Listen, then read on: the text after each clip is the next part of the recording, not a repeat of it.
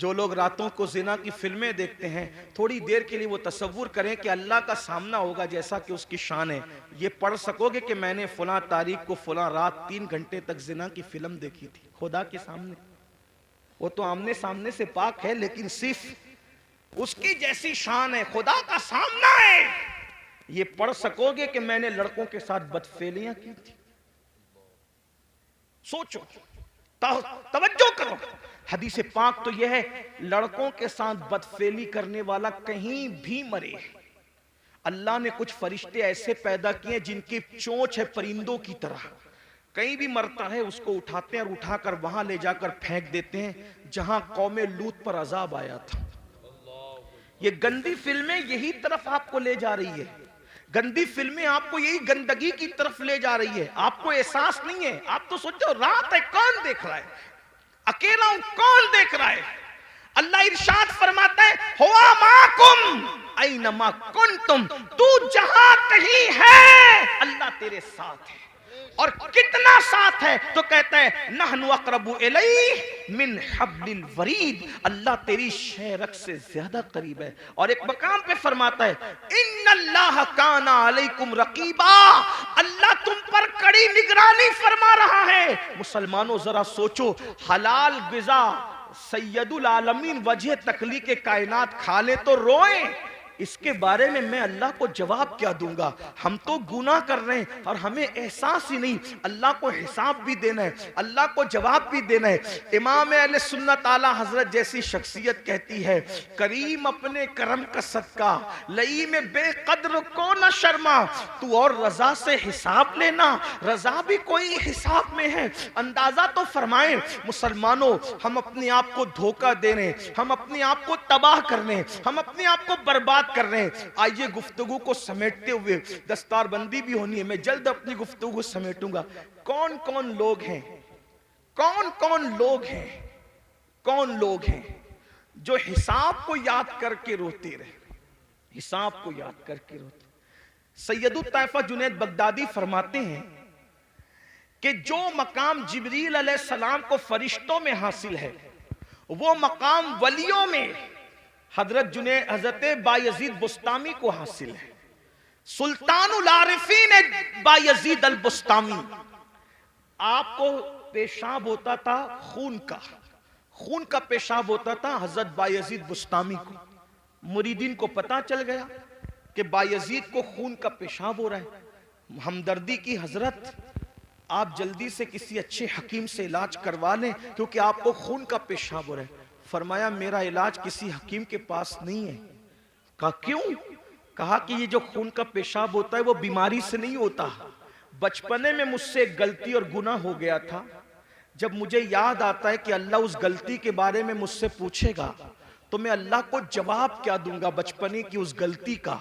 تو اس جواب دینے کے تصور سے میرا جگر اللہ کے خوف سے پگھلنے لگتا ہے اور پگھل کر پیشاب کے رستے سے بہتا ہے. تو تم کو لگتا ہے کہ خون کا پیشاب ہو رہا ہے، خون کا پیشاب نہیں ہو رہا ہے، یوم حساب کے خوف سے میرا جگر پگھل کر کے بہ رہا ہے.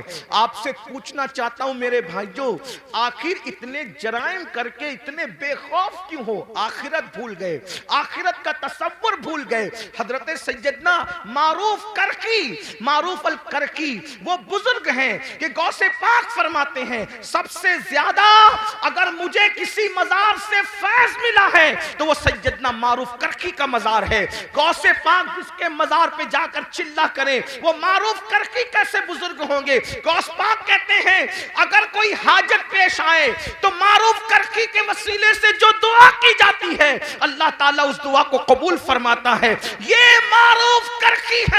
فرماتے ہیں 40 سال ہو گئے میں نے آسمان کی طرف کبھی نظر نہیں اٹھائی. 40 سال سے. لوگوں نے پوچھا کیوں؟ تو فرمایا ایک گناہ ہو گیا تھا، جب وہ گناہ یاد آتا ہے تو سوچتا ہوں کہ اللہ کو جواب کیا دوں گا. اسی شرم سے میں 40 سال سے آسمان کی طرف نہیں دیکھ رہا ہوں. اب معروف کرکی جس کے وسیلے سے غوث پاک دعا کرتے ہیں ان کا گناہ کیا تھا وہ بھی سن لے تاکہ آپ غلط فہمی کا شکار نہ رہیں. فرماتے ہیں لوگوں نے پوچھا حضرت وہ گناہ کیا ہو گیا تھا آپ سے؟ کوئی تو گناہ. بھئی ہم آج گناہ کی بات کریں تو لوگ اپنے پہ قیاس کرتے ہیں نا کہ میں نے جو کیا اس میں سے کچھ ہوا ہوگا، تو ذرا وہ گناہ بھی سن لے کہ وہ گناہ کیا تھا. فرماتے ہیں میں کپڑے کا بیوپاری ہوں، کپڑے بیچتا ہوں، مارکیٹ میں میری دکان تھی، ایک دن مارکیٹ میں آگ لگ گئی، رات کو آگ لگی، صبح کو میں پہنچا تو میرے پڑوسیوں کا سب کا مال جل گیا تھا، میری دکان صحیح سلامت تھی۔ خوشی میں میں نے کہا الحمدللہ، بس اسی گناہ پر میں پریشان ہوں۔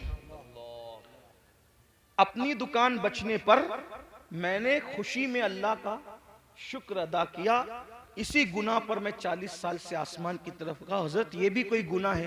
فرمایا کیا تجھے نہیں پتا مومن جو اپنے لیے پسند کرتا ہے وہی اپنے مومن بھائی کے لیے پسند کرتا ہے، تو دوسرے کی دکان جلنے کا مجھے دکھ کیوں نہیں ہوا؟ اللہ سبحان اللہ۔ دوسرے کی دکان جلنے کا مجھے دکھ کیوں نہیں ہوا؟ اپنی دکان بچنے کی خوشی کیوں ہو گئی؟ میں سوچتا ہوں کہ اگر اللہ اس کے بارے میں مجھ سے پوچھے گا تو میں اللہ کو کیا جواب دوں؟ آخری بات سن لیں اینڈ پر، چونکہ یہ مدرسے کا جلسہ، دستار بندی کا جلسہ۔ عالم کی تعریف کیا ہے؟ عالم کون؟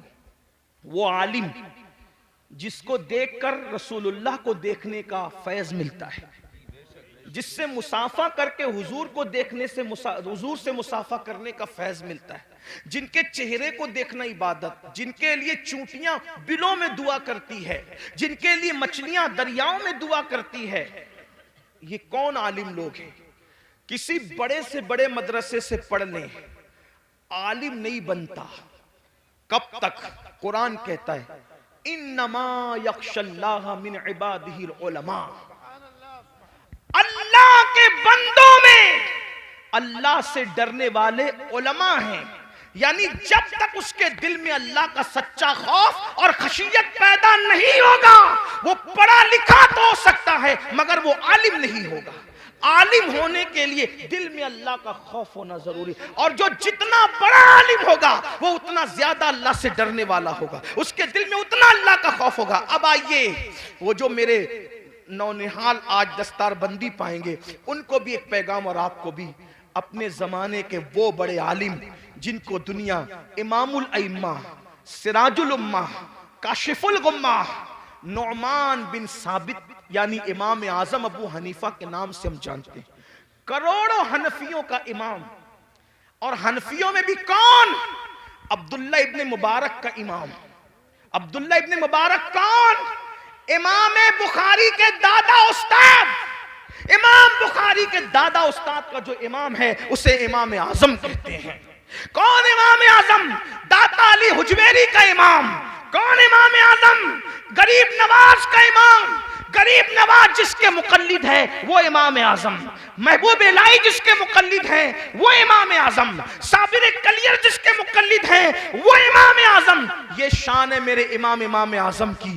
امام اعظم کے بارے میں آیا کہ جب وہ قرآن پورا کرتے تھے تو ندا آتی تھی ہم نے قبول کیا، تجھے بخش دیا، تیرے ماننے والوں کو بھی بخش دیا۔ یہ امام اعظم ابو حنیفہ۔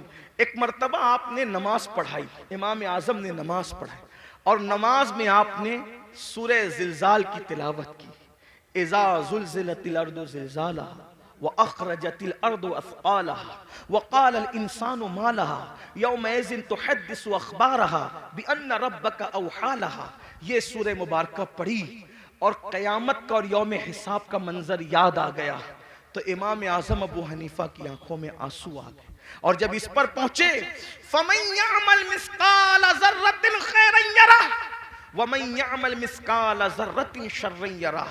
ایک ذرے کے برابر نیکی کی ہوگی اللہ تجھے وہ بھی دکھا دے گا، ذرے برابر برائی کی ہوگی اللہ وہ بھی دکھا دے گا۔ رو پڑے، اور جب سلام پھیرا نماز پوری کی تو داڑھی پکڑ کر کہتے اللہ نعمان کے بڑھاپے پہ رحم کر دے، تو نعمان سے کیا پوچھے گا اور نعمان تجھے کیا جواب دے۔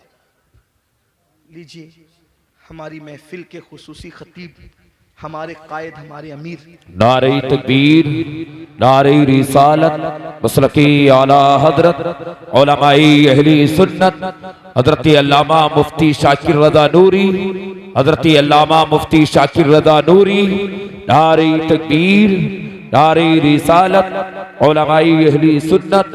ماشاءاللہ۔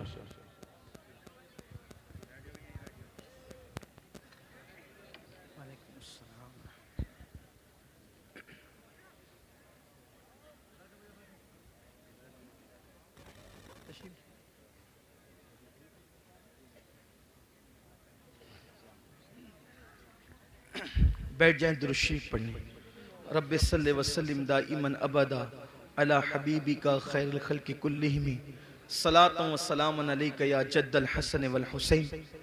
حضرت تشریف لے آئیں. حضرت کا یہ خطاب ہوگا، میں مختصر الفاظ میں اپنی بات مکمل کر رہا ہوں. تو آئیے ہم اس خطیب کو اب سننا چاہتے ہیں جس کی خطابت نے انقلاب پیدا کیا دنیا بھر میں. چند الفاظ میں اپنی بات پوری کرتا ہوں. جب آپ نے یہ سورہ مبارکہ کا اختتام پڑھا، فَمَنْ يَعْمَلْ مِثْقَالَ ذَرَّةٍ خَيْرًا يَرَهُ وَمَنْ يَعْمَلْ مِثْقَالَ ذَرَّةٍ شَرًّا يَرَهُ، ذرے برابر اگر تو نے نیکی کی ہوگی اللہ تجھے وہ بھی دکھائے گا، ذرہ برابر برائی کی ہوگی اللہ تجھے وہ بھی دکھائے گا. اور پھر آپ رو پڑے، پوری نماز روتے ہوئے گزاری، اور جب آپ نماز مکمل کر چکے لوگ اٹھ کر کے چلے گئے تو آپ نے داڑھی پکڑ کر کے کہا اللہ نعمان کے بڑھاپے پہ رحم فرما، تو نعمان سے کیا پوچھے گا اور نعمان تجھے کیا جواب دے گا. اسی طرح روتے رہے. مسجد کے جو مؤذن تھے وہ چراغ وہ بجھانے کے لیے، دروازہ بند کرنے کے لیے بار بار آتے جاتے رہے. آپ کے موٹے موٹے آنسو فرش پر ٹپکتے اور اسی طرح آپ روتے رہتے. بالآخر جب پوری رات رونے میں گزر گئی اور اس کے بعد صبح کا وقت آیا، فجر کے وقت کا آغاز ہو گیا، فجر کے وقت کی ابتدا ہو گئی، تو پھر اس کے بعد مؤذن جو آپ کا شاگرد بھی تھا آ کے لوٹنے کا سوال ہی پیدا نہیں ہوتا. جب اس کے پیروں کی آہٹ سن کر آپ نے اللہ اکبر مڑ کر کے دیکھا تو شاگرد کھڑا تھا. اس سے فرمایا کہ یہ بتا کیا مسجد بند کرنے کا وقت آ گیا؟ تو شاگرد کہتا ہے حضور مسجد بند کرنے کا نہیں، اب تو مسجد کے دروازے کھولنے کا وقت آ گیا. صبح ہو گئی ہے، فجر ہو گئی ہے، اور آپ رات بھر جو ہے وہ روتے رہے، آنسو بہاتے رہے. میں آتا رہا جاتا رہا، آتا رہا جاتا رہا. تو امام اعظم فرماتے ہیں کیا تو نے مجھے روتے ہوئے دیکھ لیا؟ تو وہ کہتا ہے حضور آپ پوری رات رو رہے تھے. فرمایا تجھے اللہ کی قسم دے کر کہتا ہوں جب تک میں زندہ رہوں اس وقت تک یہ واقعہ تو کسی سے بیان مت کرنا کہ نعمان آخرت کی فکر میں رات رات بھر روتے ہیں، کیونکہ اس کی شان بے نیازی سے ڈر لگتا ہے کہیں ایسا نہ ہو جائے کہ یہ کہہ دیا جائے نعمان ہمارے لیے روتا تھا اور صبح کو اس کی تشہیر کر دیا کرتا تھا. اللہ اکبر اللہ اکبر. آپ اندازہ فرمائے میرے آقا صلی اللہ علیہ وسلم کے دیوانوں جن کے مقلدین میں داتا علی حجویری جیسے، غریب نواز جیسے، عبداللہ ابن مبارک جیسے، داؤد تائی جیسے لوگ جن کے مقلدین میں ہوں، وہ لوگ آخرت کو یاد کر کے اس طرح رو رہے ہیں. اور یہاں حال یہ ہے 5 کلمے بھی یاد نہیں، نماز کا طریقہ بھی یاد نہیں. گرمی میں استنجا کی سنتیں کیا ہیں اور سردی میں کیا ہے، کس طرح سے گرمی اور سردی کے احکامات بدلتے ہیں ہمیں یہ بھی شعور نہیں ہے.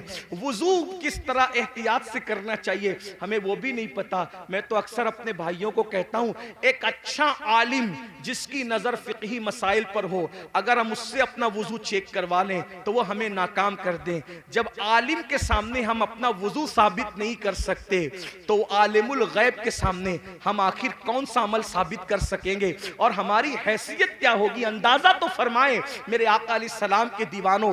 حالات یہ ہیں اور ہماری کیفیت یہ ہے کہ ہم جنت میں نہ جائیں گے تو کون جائے گا؟ حضور تاج الشریعہ علیہ الرحمہ نے شاید ہمارے لیے اسی لیے یہ شعر کہا تھا کہ میں گناہ گار ہوں اور بڑے مرتبے کی خواہش، میں گناہ گار ہوں اور بڑے مرتبے کی خواہش، میری توبہ اے خدایا میرے نفس کی بدی ہے. ہمارا حال یہ ہے. اللہ اکبر. اس لئے میرے بھائیوں اتنے جرائم کر کے ہم جو بے حساب جنت کے خواب دیکھ رہے ہیں کہیں نہ کہیں ہم خوش فہمی کا شکار ہے.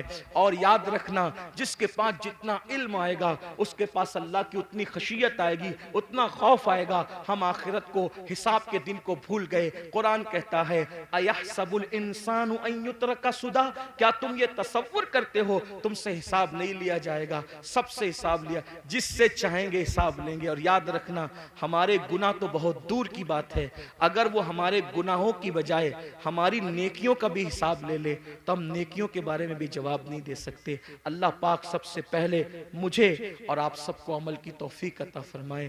میرے امام فرماتے ہیں اللہ اکبر کریم اپنے کرم کا صدقہ، لئی میں بے قدر کو نہ شرما، تو اور رضا سے حساب لینا، رضا بھی کوئی حساب میں ہے، اپنی دعاؤں کا حصہ بنا لو کہ کاش اللہ ہم سے حساب نہ لے۔ میرے امام یوں عرض کرتے اللہ کی بارگاہ میں اور بڑے مزے میں فرماتے ہیں، عرض کرتے ہیں صدقہ پیارے کی حیا کا نہ لے مجھ سے حساب، صدقہ پیارے کی حیا کا نہ لے مجھ سے حساب، بخش بے پوچھے لجائے کو لجانا کیا ہے۔ اور ڈاکٹر اقبال نے کہا تھا مولا اگر میرا حساب لینا تیری شان کریمی کے مطابق ناگزیر ہو جائے تو تجھ سے عرض یہ ہے کہ محبوب کی نگاہوں سے چھپا کر حساب لینا تاکہ تیرے محبوب کو ان کی حیا کی وجہ سے غیرت نہ آ جائے۔